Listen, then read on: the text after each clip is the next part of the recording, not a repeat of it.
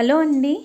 ఈరోజు నేను మీకు పిక్కల్స్ బాటిల్స్ వస్తాయి కదండి, జామ్ కావచ్చు, పిక్కల్స్ కావచ్చు, ఆ బాటిల్స్ని మనము ఎలా యూస్ చేసుకోవచ్చో కిచెన్లో చూపిస్తాను రండి.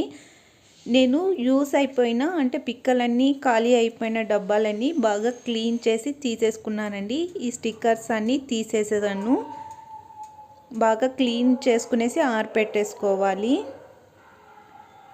సో స్టిక్కర్స్ అంతా తీసుకున్న తర్వాత ఇదిగోండి ఇలా వస్తుంది జార్. అయితే చాలా బాగుంటుందండి కిచెన్లో వాడుకోవడానికి. దీంట్లో మనము అన్నీ స్టోర్ చేసి పెట్టుకోవచ్చు.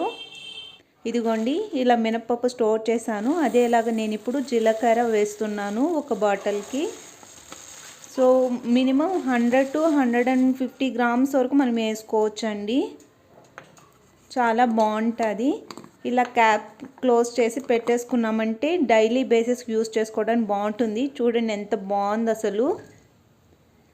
ఇలా మిరియాలు, జీలకర్ర, సోంపు అలా అన్నీ ఒక్కొక్క బాటిల్లో ఒక్కొక్కటి పెట్టేసుకున్నానండి.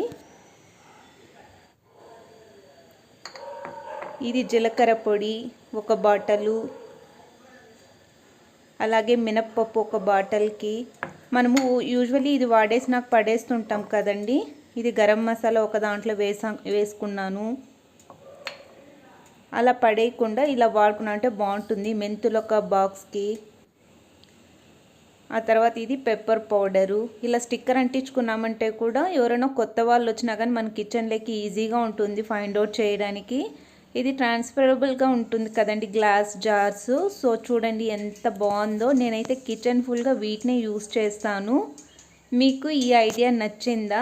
మీకు నచ్చినట్లయితే please like and subscribe to my channel. చాలా బాగున్నాయి కదండి చూడ్డానికి. ఇదిగోండి చిన్న చిన్న ర్యాక్స్లో ఇలా అరేంజ్ చేసుకున్నామంటే చాలా బాగుంటుంది. Thank you for watching.